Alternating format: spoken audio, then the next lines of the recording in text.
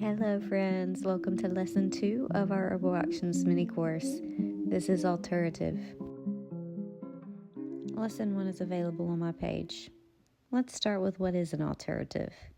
Alterative herbs are thought to restore proper function to the body. They help restore vitality and overall health.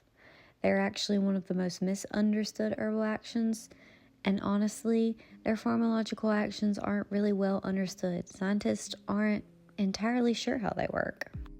If you watched lesson 1, you heard me kind of touch on how a plant can have several herbal actions. So with alternatives, they're often a secondary or a tertiary action, so a second or a third. They kind of help support the plant and the other herbal actions to make that plant work better for your body.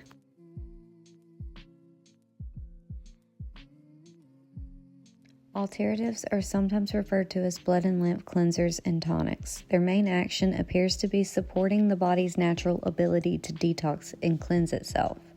As far as scientists know, that's basically what an alterative does. It helps your body eliminate waste.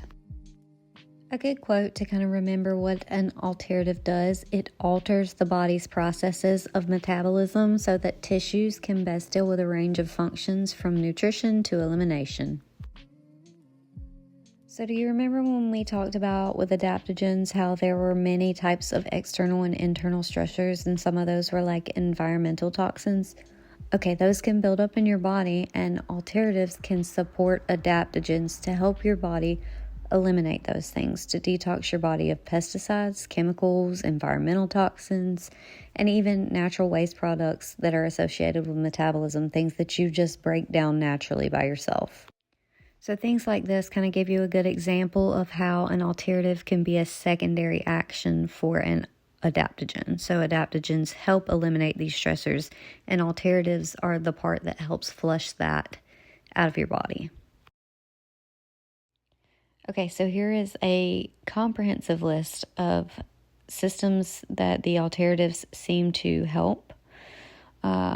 If you look at them, they're all really kind of intertwined, and that's really how the body works. So if one system isn't working that well, everything behind that system isn't going to work that well either, because it's one system is holding in all these toxins. So once you start taking these alternatives, it's going to help that system work better, and then as a cascade effect, all your other systems behind it are also going to work better.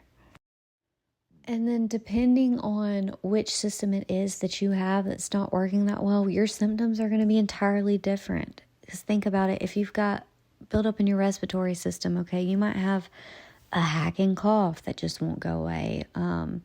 If you've got something in your digestive system, that can manifest in so many different ways. I mean, brain fog, cognition issues, and then IBS, all sorts of things.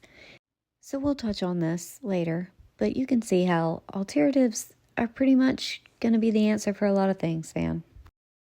Okay, so we touched on the body systems. Now let's touch on the 5 primary elimination channels. This is how your body rids itself of anything: toxins, overgrowth, yeast, bacteria, all things, okay? Number 1, your lungs. 2, your kidneys. 3, your liver, healthy liver. 4, your bowels. And then 5, your skin. It's your body's largest organ, and like a lot of people forget it, but it's important. It's a whole system. Traditional Western practitioners would often use alternatives in the case of what they would call bad blood syndrome, which is just a broad term for a lot of symptoms because your body's overrun with stuff. Let's touch on the symptoms. The symptoms of bad blood syndrome are expansive: edema, swelling, swollen lips, puffiness, constipation, chronic skin conditions like eczema, acne, boils, infections, chronic infections, autoimmune disease, arthritis, low energy levels, chronic fatigue, and low immunity. Do you see how many things can be affected just because your body can't rid itself of toxins? So alternatives are really cool because not only do they help your body function better on its own, but they're also really nourishing. Most of the time they're high in vitamins, minerals, trace elements, and most of them have an alkalizing effect on the blood, and they help neutralize excess acid, whether that be in your digestive system or in your blood or in your urinary system. Because your body has a natural pH level and it needs to maintain that pH level. And when something can't be excreted, or when you get a buildup of too much, or you don't get enough of something, your pH gets thrown off. And then you get all sorts of funky symptoms because of it. Isn't it crazy that there is an herb or a group of herbs that can actually help you with that? And as an added bonus, alternatives for the most part are considered safe and non-toxic. There's very few that have adverse effects. But just as an added note, like, don't be a dummy. Do your research on each herb. Research the medication that you take. Research the supplements you take, the herbs that you already take, because they can interact with one another, okay? That's on you. Don't be a dummy. We've went over the basics. You understand what it does now, what body system it helps, how it kind of helps them. It's important to note that alternatives take time to show effect. You're not going to take it one day and then the next day wake up and be all better. They slowly help regulate the body's functions, so it might take a while for you to notice change, but the change will come. You have to stick with it. Another important note is that when you use alternatives, they might get worse before they get better. Okay, you have to think about that, especially if you're using this for skin conditions. If you have a buildup of toxins in your outermost layer and you're thinking you're going to take this herb and it's going to cure your eczema and it's going to be all gone, your body has to release all those toxins and they have to come out somewhere. So you might have a big breakout and then it slowly goes away. Or if you're using it for a digestive toxin buildup, you might have a couple days where you're real sick to your stomach, and then you get better.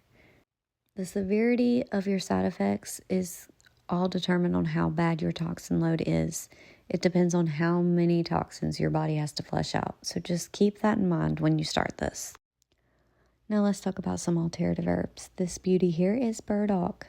Burdock root is used herbally for many things. It can help with skin health, liver health, digestive health. It is high in a soluble fiber called inulin.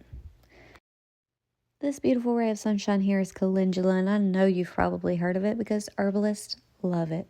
Not only is it good externally for skin issues and wound treatment, but you can take it internally for digestive issues, and it's got a constituent in it called curvacerol, if I'm pronouncing that correctly, and that constituent has been shown to regenerate liver cells, so it can help with liver health as well. Early spring, you'll see cleavers growing in your yard. Some people also call it sticky willy because if you walk through the yard, it might stick to you, your pants, your britches, your arms. It's got like these little prickly hairs, and honestly, it feels kind of cringe. But it is great for your lymphatic system. It's also really good for your skin. This native beauty is echinacea, or purple coneflower, and not only do the butterflies love it, herbalists love it for many, many reasons. It is great for your skin. It is great for fighting off colds and flus. It helps build your immune system, and it's also really good for your respiratory system. This beauty is one of my favorite springtime flowers. It is elderflower, the precursor to the elderberry, and we've all heard about the great things elderberry does. Elderflower is not only good for your skin, it is good for helping your immune system, and it is also really good for your circulatory system. This is the seventh wonder of the world, commonly known as rosemary. I love rosemary. It is absolutely phenomenal for your skin. Rosemary oil is my go-to for so many things. But not only is it good for your skin, it's good for your circulatory system. It is good for your nervous system, and it's good for your digestive system. I know, it's amazing. Nettles. This is stinging nettle, and if you've ever touched stinging nettle, you know exactly what I'm talking about. Ouchies. But stinging nettles are so high in vitamins and minerals. They are really good for your digestive system. They're very nourishing. They're great for skin ailments, And they're also really good for circulatory systems. They can even help with things like arthritis. Stinging nettles are a must, man. We'll close with this. When in doubt, use alternatives, because now you know all of the good benefits that you can get from them. Thank you so much for joining me for Lesson 2 of our Herbal Actions mini course on alternatives. I will see you very soon for Lesson 3.